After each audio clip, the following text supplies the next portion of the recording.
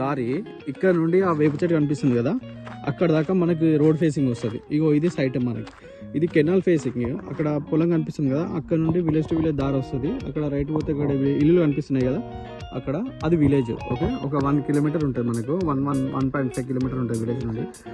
ఇది సైట్.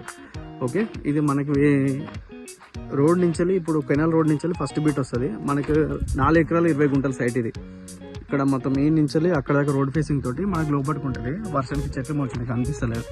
ఇక్కడ బార్డర్ కొంచెం సాఫ్ చేసి చూపిస్తాను. మనకి జనగం నుండి ఇడికి ఒక 12 కిలోమీటర్ ఉంటుంది సైడ్ వరకు.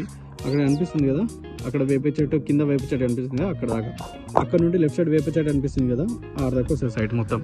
రెడ్ సైల్ మొత్తం మనకి ఇక్కడ కెనాల్ వాటర్ కూడా పోతూ ఉంటాయి. ఇది కెనాల్ ఫేసింగ్ తోటి ఈ నుంచి అక్కడ దాకా రోడ్ ఫేసింగ్ తోటి 4 ఎకరాలు 20 గుంటలు. మనకి జనగం నుండి ఇడికి సైడ్కి వరకు ఒక మనకి 13 కిలోమీటర్లు ఉంటుంది.